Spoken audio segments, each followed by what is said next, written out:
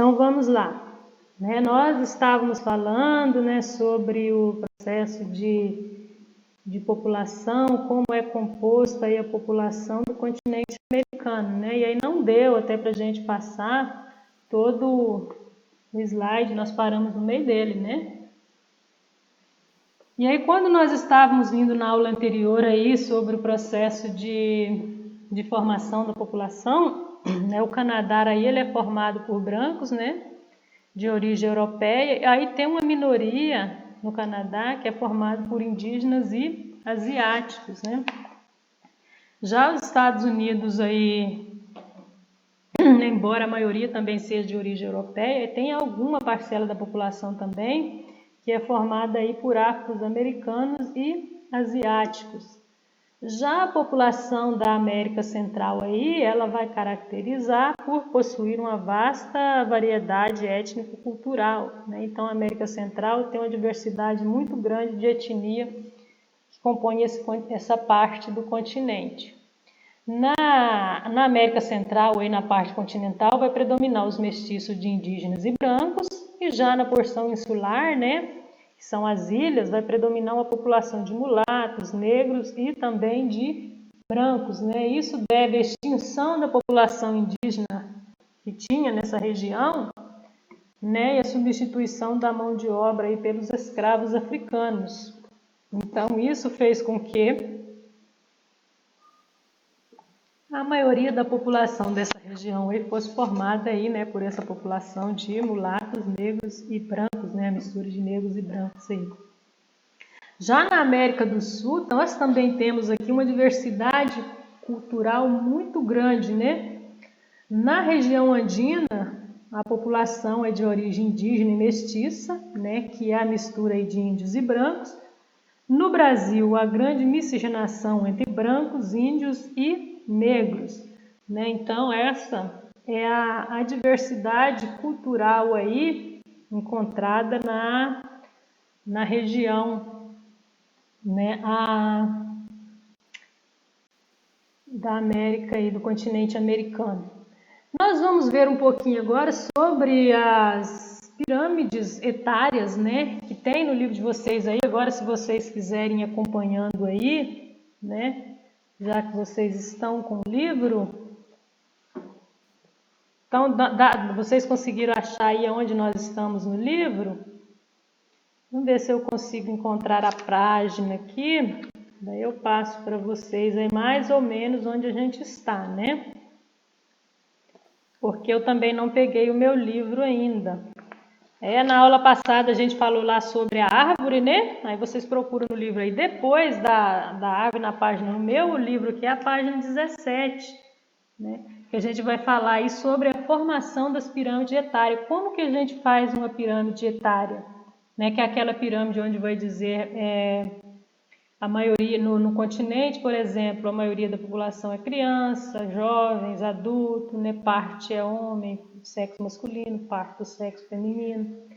Então, as informações sobre idade, sexo e distribuição da população econômica ativa pelos setores da economia vai permitir a entender como se estrutura a população do país e assim definir o planejamento e as ações do governo. Oi.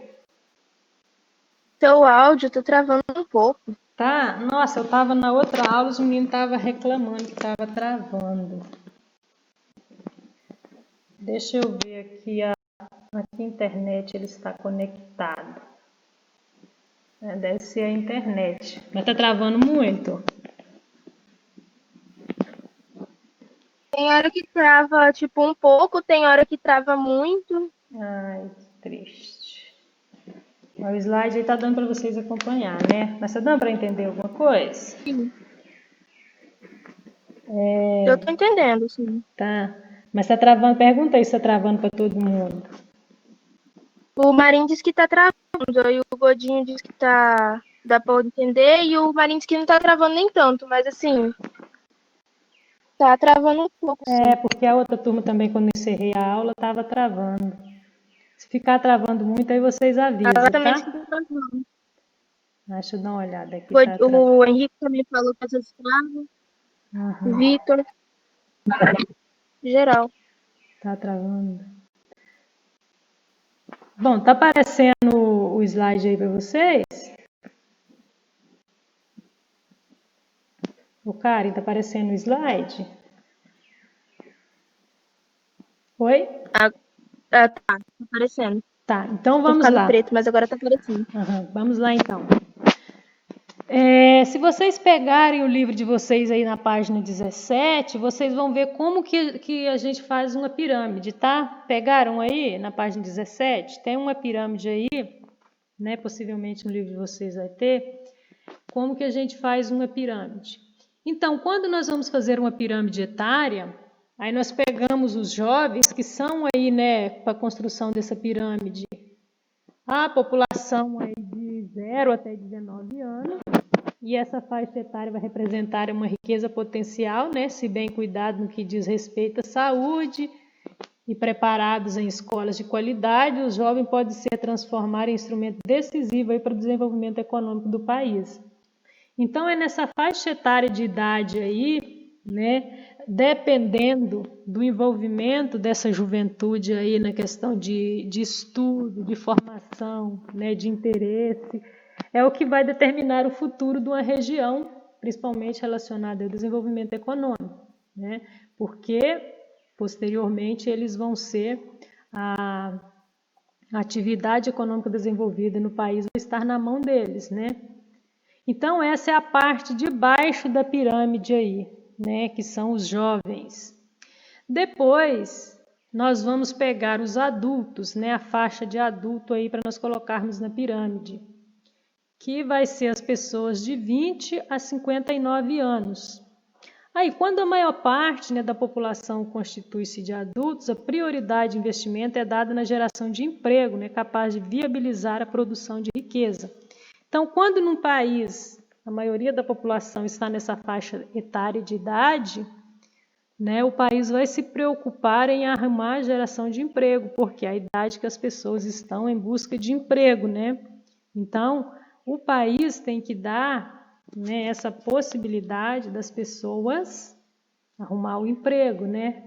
E daí, quando mais quantidade de pessoas tiver nessa idade em busca de emprego, maior riqueza vai gerar aí para o país também. Já o topo de cima da pirâmide vai ser dos idosos, né? Pessoa acima de 60 anos. Aí o crescimento, né? Quando um país, né, está com o crescimento dessa faixa etária, ele vem fazendo com que os governantes aí repensem as políticas que possam melhor atendê-los. Então, quando num país a maioria das pessoas já está acima de 60 anos, o país vai ter que repensar, né? Porque aí o planejamento do país vai ter que ser diferente, né? Para atender essa maioria da população de idosos, né? Que daí já não está mais naquela faixa nem de estudar, nem de trabalhar. Então, é quando a maioria da população vai viver aí de aposentadoria, né? Então aí o país tem outra preocupação. Por isso, né, lá no início nós vimos a importância da pesquisa do IBGE para saber no país quantas pessoas têm de 0 a 19, quantas pessoas têm de 20 a 59, quantas pessoas têm aí acima de 60 anos, até para uma questão de planejamento aí das ações do governo, né? Por quê? Se a maioria tiver aí, né, entre 0 e 19 anos, qual é a maior preocupação? Os estudos, né? Então tem que ter escola destinada a toda essa população para a formação desses jovens, para posteriormente aí, né, estar no mercado de trabalho. Se a maioria da população já está entre 20 e 59 anos, a preocupação do Estado, né, ou do país vai ter que ser a geração de empregos, né, porque a maioria da população está em idade de trabalhar. E se a maioria for de idosos, aí é outra preocupação, né, porque o país vai ter que mudar todo o seu modelo, principalmente de atendimento, né, em hospitais e tudo mais, qualquer lugar que seja, para atender essa população. Porque o idoso ele tem que ter aí um atendimento diferenciado, né? De repente pela dificuldade que ele vai ter de acessibilidade, né? Aí vai ser a época que vai ter que a pessoa vai aposentar, vai depender do dinheiro para a sua sobrevivência, porque não vai estar mais trabalhando, né? Então, o governo tem que pensar, né, as instituições governamentais têm que pensar, né, em cada faixa etária dessa da população aí para planejar, né, o que vai ser feito para atender melhor a população. Por isso existe, né, as pesquisas lá do IBGE para repassar, né, a cada país, né, e aí com todos esses dados obtidos aí, nós vamos fazer a pirâmide etária, né? Eu coloquei aí uma pirâmide etária, ela tá com os números no meio aí, né? Aí de idade aí, de repente não vai bater muito com o que a gente falou aqui, porque é outra pirâmide, porque a que tem no livro de vocês aí, ela não tem nome nem números, né? Se vocês observarem. Então, essa faixa verde aí na pirâmide está mostrando a quantidade de jovens que tem nessas idades, né? Professora, Oi. você passou o slide? Passei. Ah, não passei não. Tá, foi. Agora passei. Obrigada. É porque eu tô com duas telas aqui, aí eu acabei mudando uma e esquecendo a outra. Tá, vocês estão vendo a parte verde aí, né? É a composição de jovens, né? Aí de 0 até 19 anos. Então, cada faixinha dessa é aonde tem a maioria de pessoas. Por exemplo, a parte de baixo aí, que está maior, a maior quantidade de pessoas está entre 0 e 4 anos. Depois entre 5 e 9, depois entre 10 e 14, depois entre 15 e 19, que já está chegando aí na faixa amarela. Então, nós vamos observar aqui nesta pirâmide etária que a maioria da população ela é composta por que tipo de população? Alguém pode falar para mim aí, que está acompanhando? Por crianças. Por crianças. Tem muitas crianças e a maioria é adultos, né? De 0 a 4 anos. Adultos. A maioria aí, a faixa mais grande é de crianças de 0 a 4 anos, né? Mas a altura da pirâmide aí, nós vamos ver que é de adulto, né? Na faixa aí de 19 até 60 anos. Aí nós Professora, vamos... Pode falar. O Marinho perguntou aqui, ó. Professora, esses números embaixo são as quantidades de pessoas em milhões? Ele perguntou. A população em milhões aí, né? É porque esses números embaixo aí, eles estão seguindo o gráficozinho de cima, né?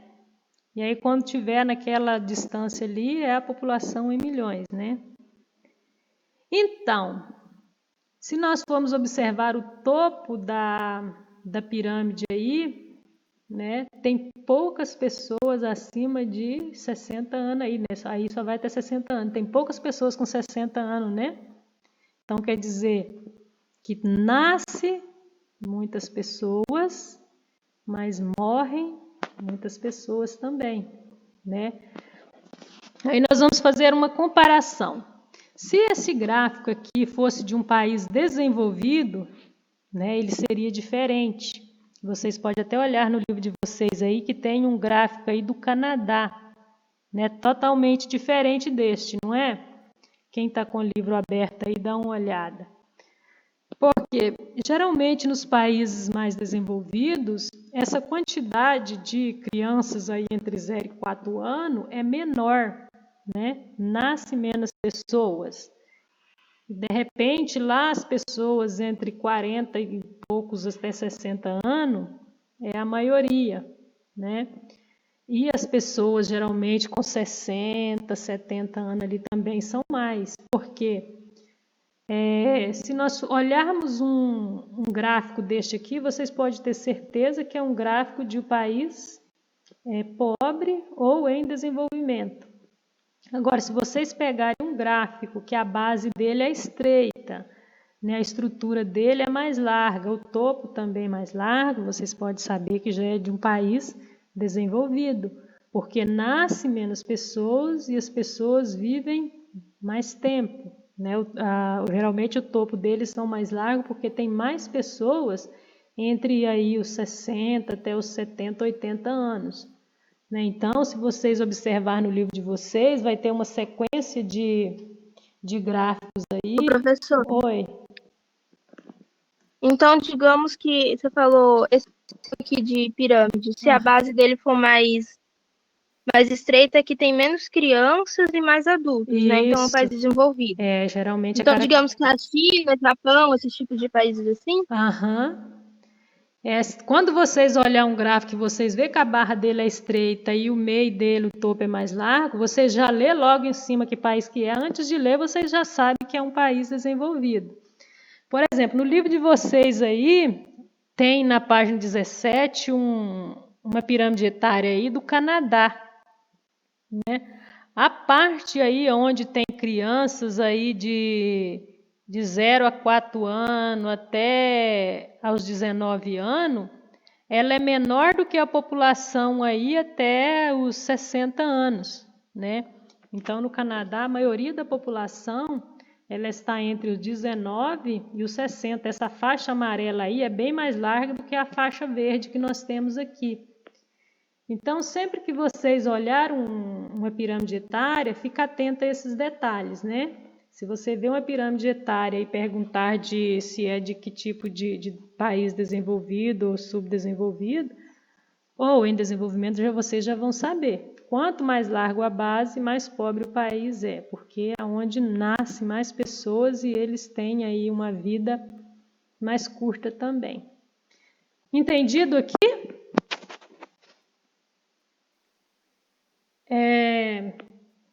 Agora nós vamos ver um pouquinho, né, sobre os movimentos migratórios no continente, porque até aquela pirâmide ali era o conteúdo que era para passar na aula passada, daí não deu, né? Por isso que ficou assim diferente do que nós vamos falar agora.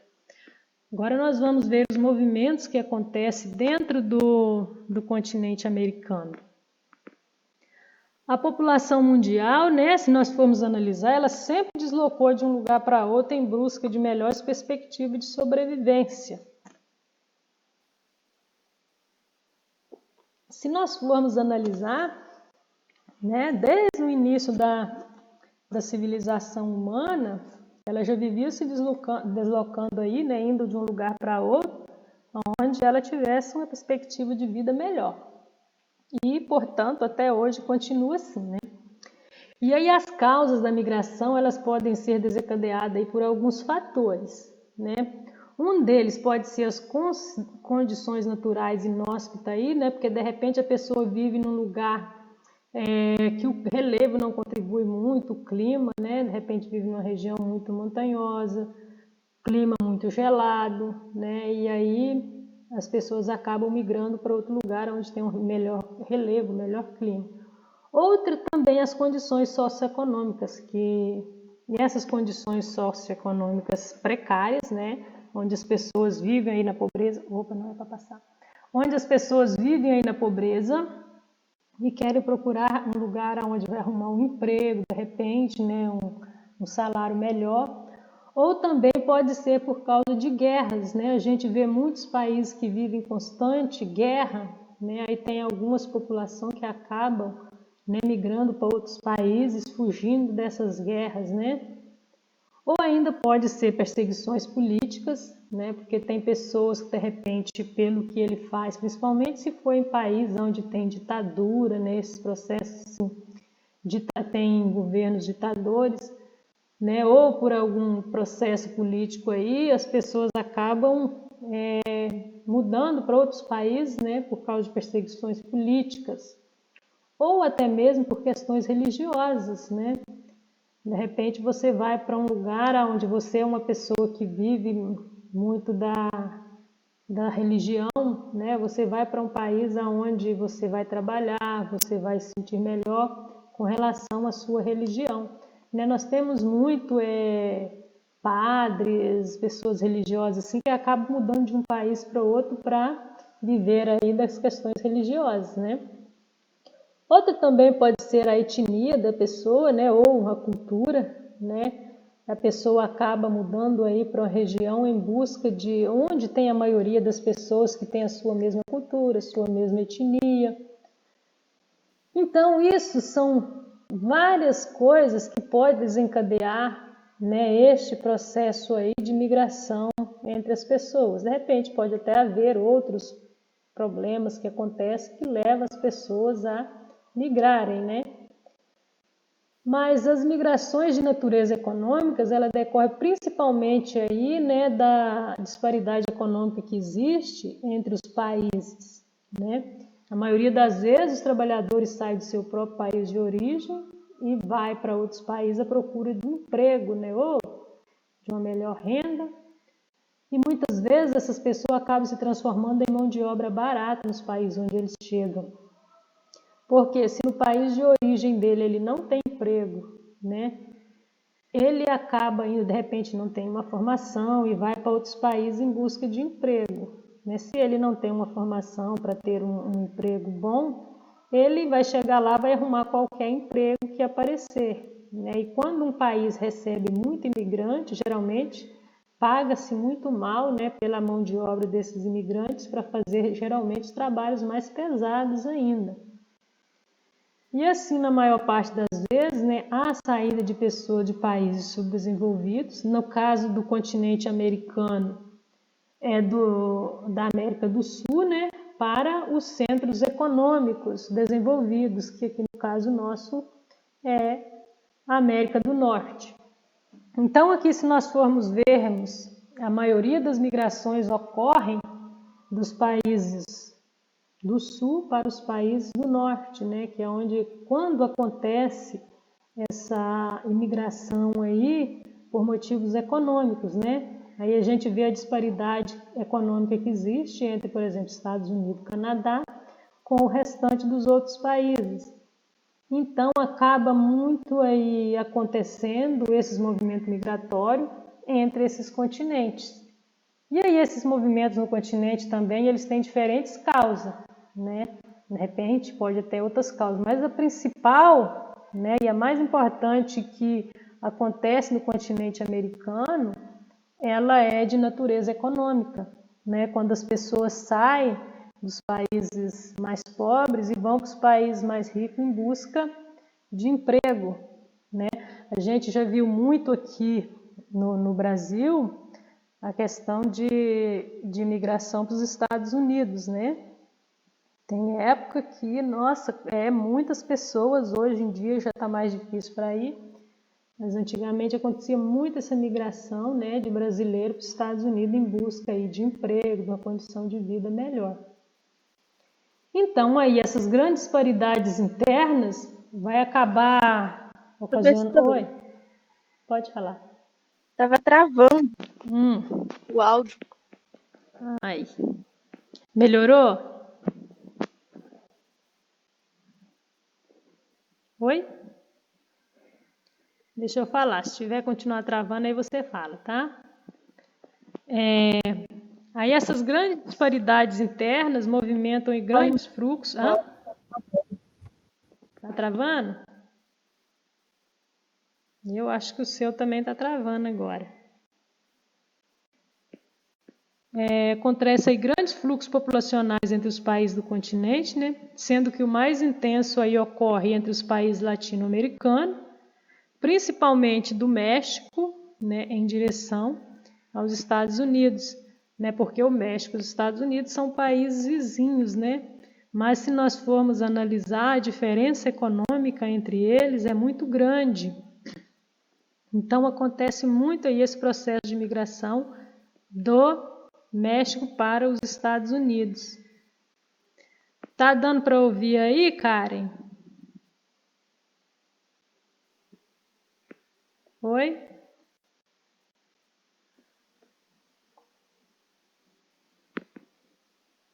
Tá ouvindo, não? E aí esses movimentos que acontecem, eles nem sempre geram consequências positivas. Aí vem a restrição, né, o controle de alguns países com relação à imigração. Acontece também os movimentos xenófobos, né, que é aquele de entrada clandestina.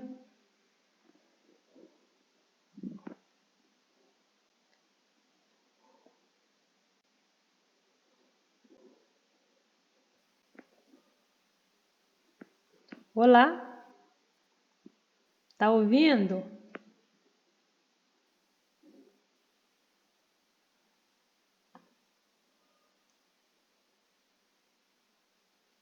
Vamos lá. Tá travando? Tá travando ainda? Cadê a Karen? Saiu? Dela tava travando? Tá travando, Larissa? Tá bom aí o áudio? Da Karen começou a travar, eu acho que o dela que deu problema.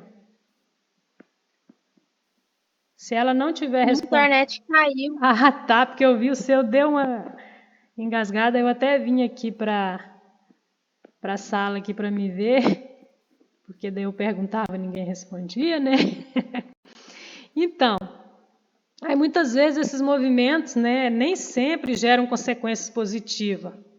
Muitas vezes vem aí a restrição, o controle de alguns países com relação à imigração, quando acontece muita imigração para um país, como nos Estados Unidos a gente vê, né, o governo que aí está, né, criou uma restrição muito grande durante o governo dele com relação à imigração, né, querendo até construir muros, né, na divisa com o México para diminuir aí esse processo de imigração.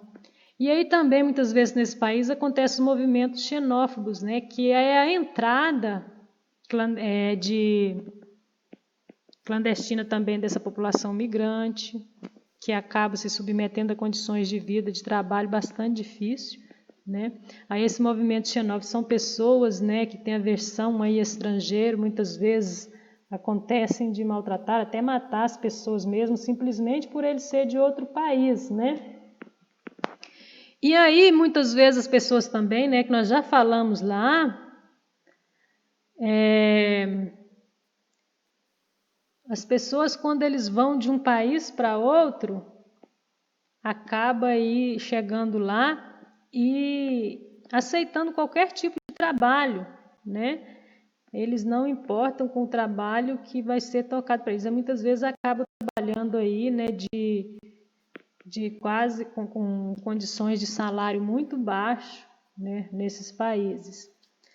Aí eu vou mostrar aqui um gráfico que vai mostrar aí o deslocamento populacional interno da população do continente americano e também para outros continentes, né? Aí se vocês olharem o círculo, cada cor dessa tem o nome de um continente. Né? Lá no livro de vocês também tem esse círculo, vocês podem observar lá, né? De repente lá no livro de vocês vai ser mais visível para vocês lerem o que está escrito, porque aqui na imagem ficou meio russo, mas no livro de vocês lá está bastante claro lá. Aí fala assim que o gráfico aqui, ele mostra o deslocamento populacional interno da população do continente americano e também para outros continentes. Né? Aí se vocês olharem aí o continente americano, né, o vermelho aí, que é a América do Norte aí, o movimento dele, né, para outros países. Aí o círculo externo, nesse círculo externo ele vai indicar os continentes e a divisão interna, né, as divisões aí entre os países. Quanto mais larga a linha, maior o fluxo migratório. Observa-se grande fluxo de imigrantes mexicanos para os Estados Unidos, mas de outros países latino-americanos também. Então, não é a quantidade de linha aí que vai observar a maior quantidade, é a grossura da linha. Então, quanto mais grossa for a linha, maior é esse fluxo de uma região para outra.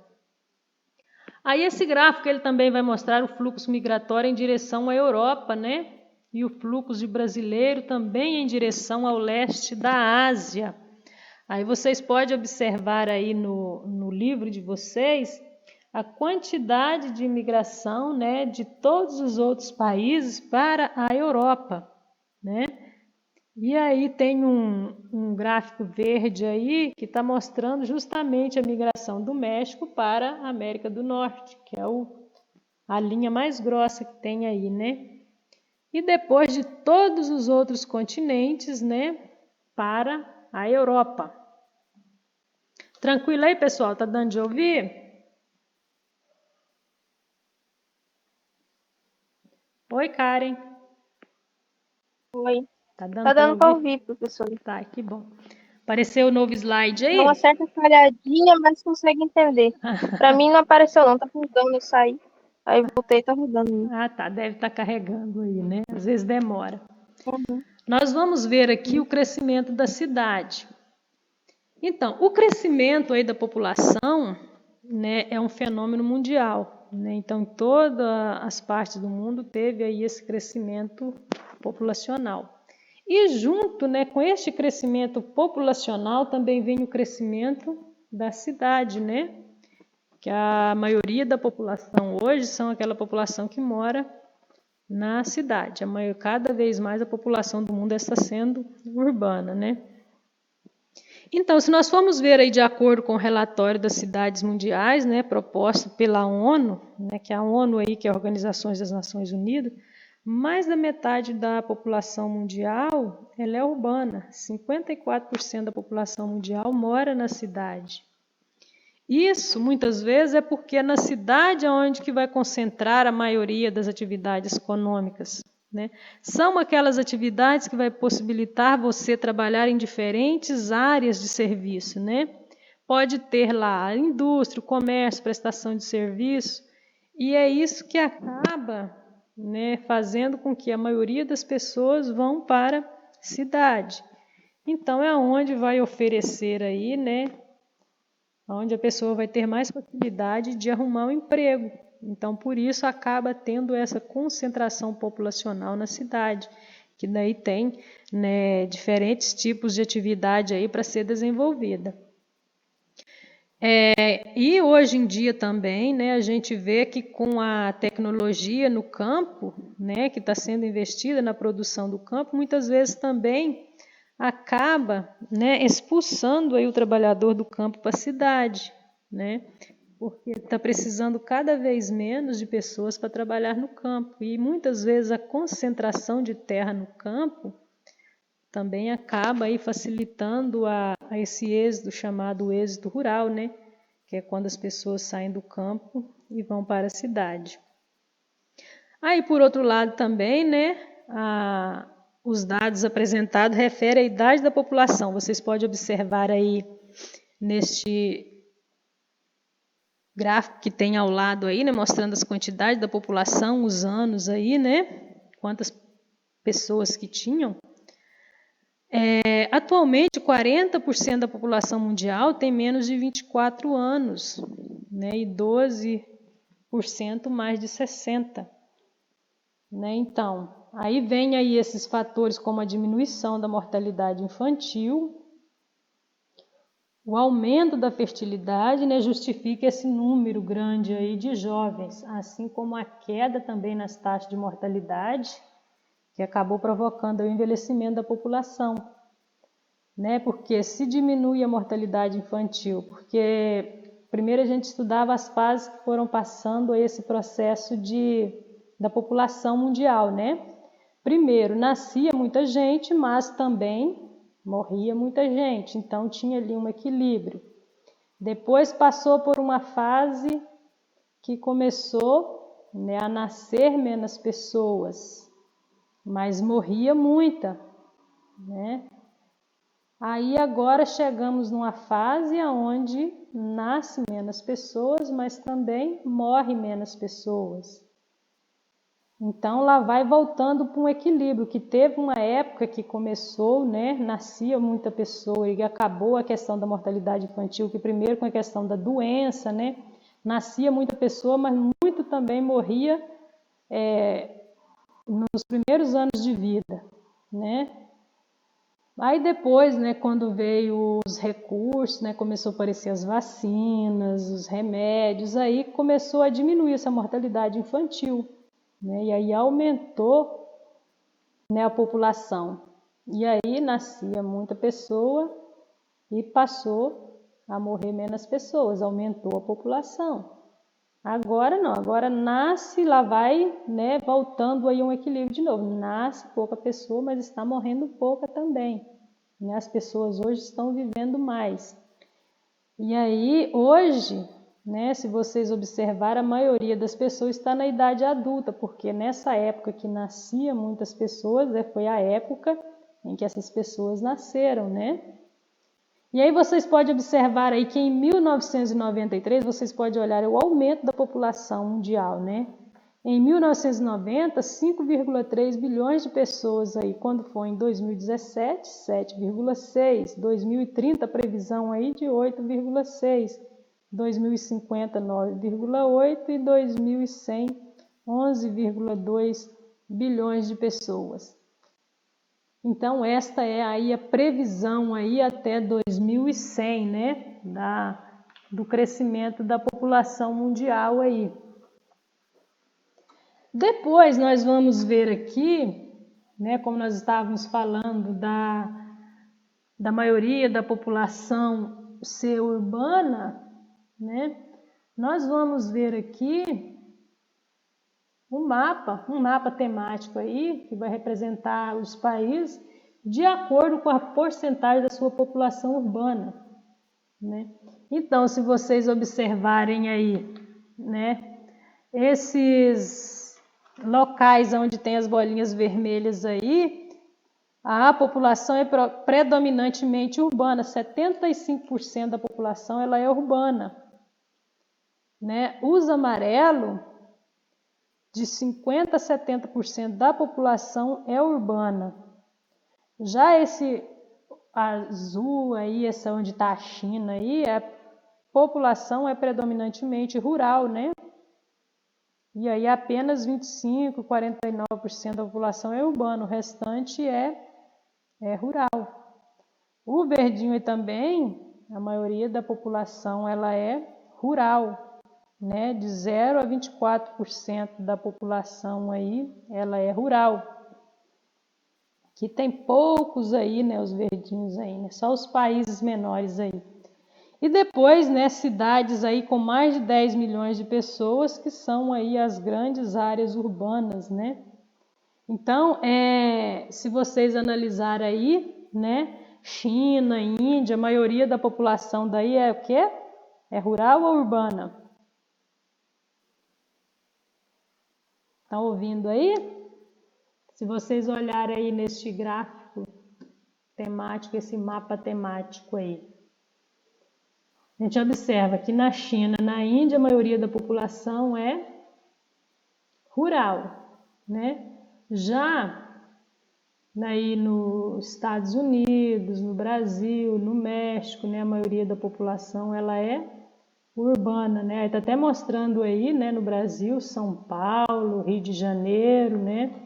Alguns países do sul, aí, estados do sul aí, com as maiores concentrações populacionais do Brasil. Tranquilo? Entenderam aí? Então vamos lá. Aqui, este mapa aqui, ele só vai nos mostrar aí aonde estão essas maiores concentrações urbanas. No capítulo anterior estudamos que a concentração populacional da cidade é uma tendência mundial, né? Ali atrás a gente estudou isso, né? Que esta concentração urbana é uma tendência mundial, a maioria da população morar na cidade. E aí esta concentração ela ocorre tanto em países desenvolvidos e também nos países menos desenvolvidos. Não é porque o país é menos desenvolvido que ele vai ter uma maior concentração rural, né? Aí o mapa ao lado aí, ele está justamente mostrando aí a quantidade de habitantes na cidade, a porcentagem da população do país. Se vocês olharem aí por cor, né? Quanto mais escura a cor aí, o laranja mais forte aí, são as regiões onde tem uma concentração populacional maior, né? E quanto mais clara aí, tem uma menor concentração populacional, né? Então, este mapa aí, ele vai justamente mostrar isso.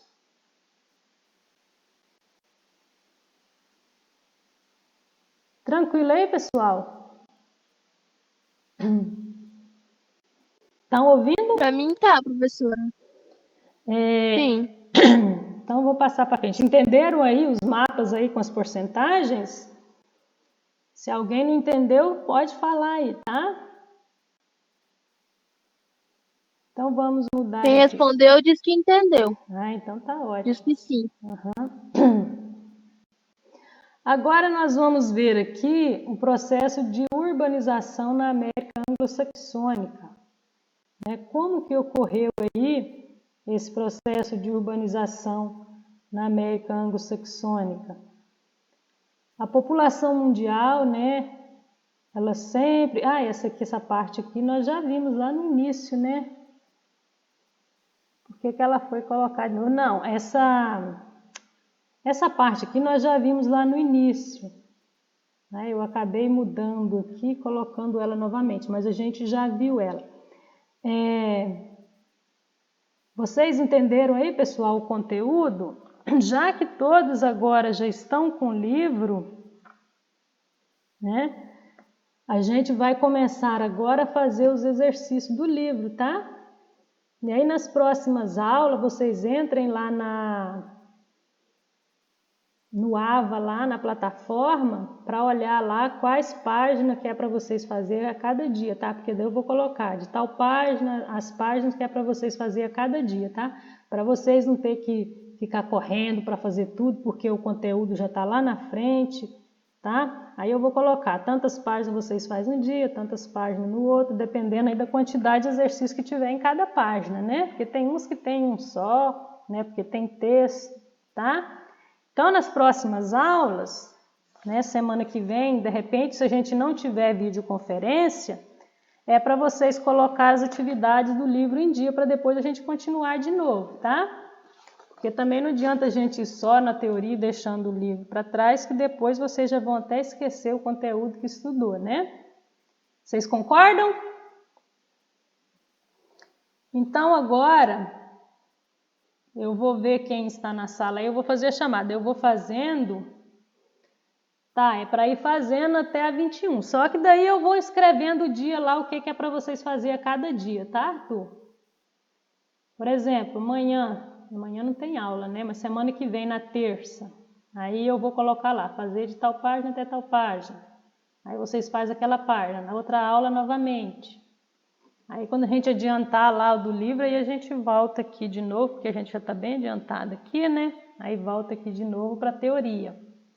Tá, vai ter dias lá, o Radassa, que eu vou pedir para entregar, tá?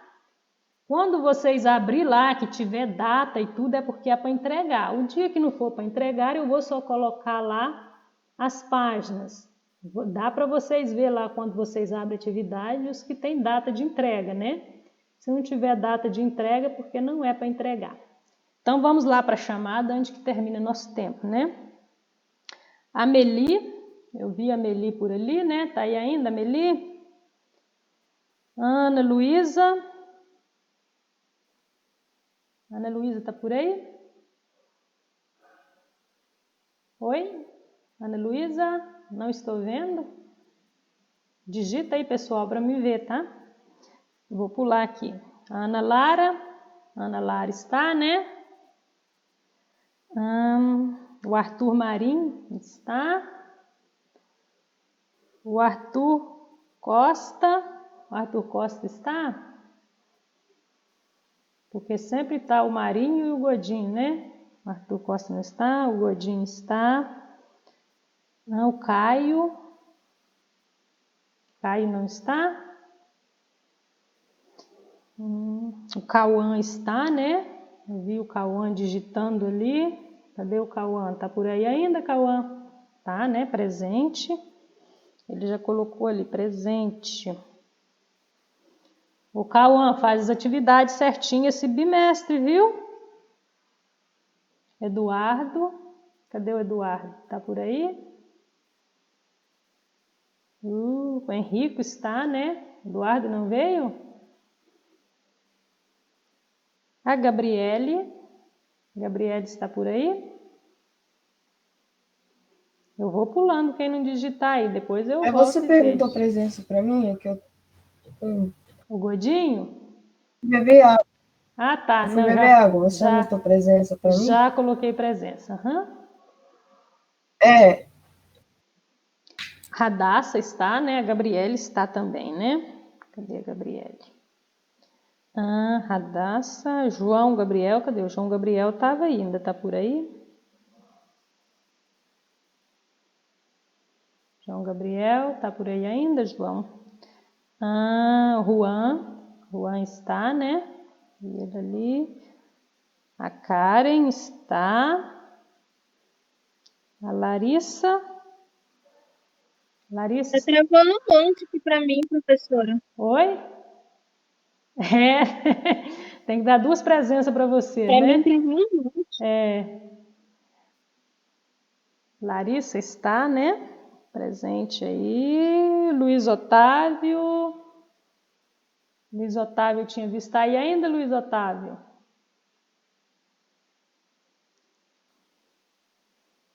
Ah, Maria Luísa também está aí digitando aí, né? Pode sair. Quem eu for fazendo a chamada pode sair. Já está quase no minutos nosso também, né?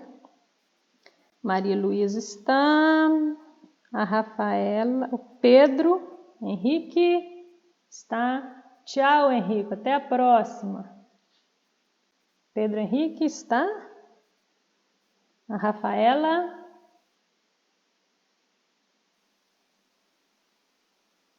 Tchau, tchau, tchau. Deixa eu ver ali o Gustavo, Juan, Vitor Cauã. A Rafaela não está.